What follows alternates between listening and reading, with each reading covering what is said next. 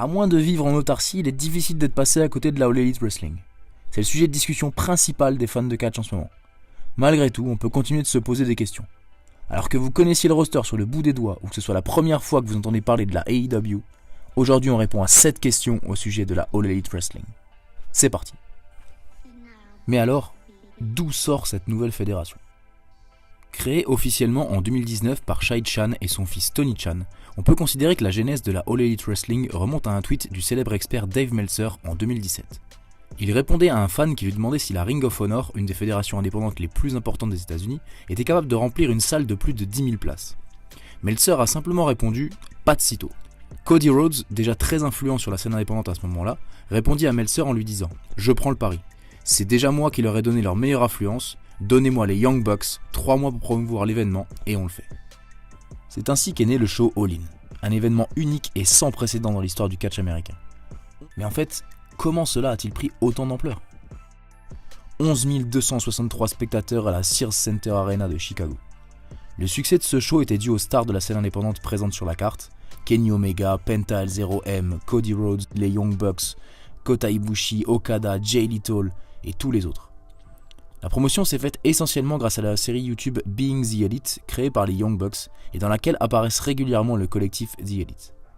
All In a permis à toute la scène du catch de prendre conscience qu'il avait une alternative à la WWE et de le prouver aux yeux du monde. Peu de temps après, la famille Chan annonçait la création de la AEW avec Cody Rhodes et les Young Bucks en tant que Executive Vice President. Bon d'accord, mais c'est qui Tony Chan ?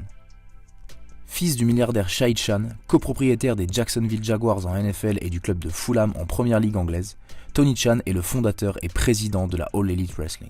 Fan de catch depuis sa jeunesse, la rumeur dit qu'il a injecté 100 millions de dollars pour créer la AEW. Aucune source valide n'a confirmé ce montant, cependant, au vu de ses autres propriétés et des interlocuteurs avec qui il échange, il semblerait que ce montant de 100 millions de dollars soit proche de la réalité. Dans diverses interviews, il explique qu'il ne compte pas faire une WCW bis et que le produit qu'il souhaite mettre en avant sera quelque chose de totalement inédit. Mais dans cette histoire, qui tire les ficelles ? Si Tony Chan est un fan de catch depuis qu'il est en âge de regarder la télévision, il ne vient cependant pas d'une famille de catch. A l'inverse de Cody Rhodes qui lui agit en tant que Executive Vice President mais également en tant que figure de proue. C'est là où Tony Chan a été intelligent. Il a apporté son expérience du monde des affaires tout en laissant la main sur le produit à Cody et aux Young Bucks. Des personnages qui ont prouvé depuis des années à quel point ils pouvaient être innovants et intéressants à voir évoluer. C'est donc ce collectif qui constitue le cerveau de la AEW et qui continue de s'entourer d'éléments à forte valeur ajoutée. Des agents d'expérience comme Billy Gunn, des légendes comme Goldust ou tout simplement des stars comme Chris Jericho. Tous ayant un rôle dans le premier pay-per-view officiel de la fédération Double or Nothing. C'est quoi Double or Nothing ? Double or Nothing, c'est l'événement qui doit lancer officiellement la All Elite Wrestling. À l'heure où nous parlons, la carte n'est pas encore définitive pour le show du 25 mai, mais le main event devrait voir soit Chris Jericho contre Kenny Omega dans une revanche de leur match à Wrestle Kingdom 12, soit Pac, anciennement Neville à la WWE, face à Hangman Page. Il existe d'ailleurs une rumeur stipulant que ce match serait pour le titre de champion de la AEW. La carte en elle-même est moins épatante que celle de All In, mais les rivalités sont bien plus étoffées. Sans avoir de show télévisé, plusieurs matchs de la carte bénéficient quand même de storylines avancées et donnent réellement envie de voir le show. Mention spéciale au match Dustin Rhodes contre Cody Rhodes, dans lequel Cody a livré une promo sur YouTube absolument exceptionnelle. Vous trouverez d'ailleurs le lien dans la description. Bon ok, mais ça en est où cette histoire ? La plus grosse rumeur de ces derniers jours concerne un contrat télévisé qui serait signé pour la rentrée 2019 avec la chaîne TNT.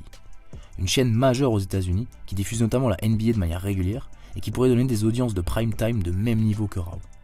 Peu de détails ont été communiqués, mais ils devraient arriver pendant ou après le show Double or Nothing. Sur un plan plus large, le roster contient déjà une 50aine de personnes, tous signés sur des contrats d'exclusivité.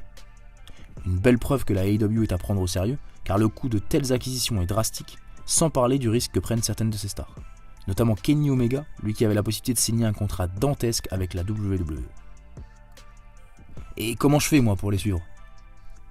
Sachant qu'ils n'ont pas de show télévisé pour le moment, le meilleur moyen de les suivre reste sur YouTube. Si vous ne connaissez pas encore la série Being the Elite, qui produit un épisode tous les lundis soirs, à l'heure française, foncez. C'est bien écrit, bourré de références à l'histoire du catch ou à la pop culture, et surtout, c'est une plateforme pour les catcheurs et catcheuses sur laquelle ils développent leur storyline. Il y a également la chaîne de Cody Rhodes et de sa femme Brandy Rhodes, qui s'appelle The Nightmare Family, sur laquelle ils ont créé la mini-série Road to Double or Nothing. Cette série est dédiée essentiellement au développement de storyline pour le pay-per-view du même nom. C'est notamment sur celle-ci que Cody a produit la fameuse promo Kill Attitude Era.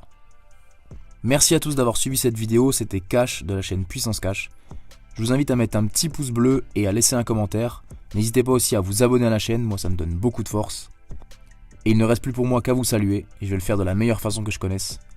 So goodbye, and good night, bang!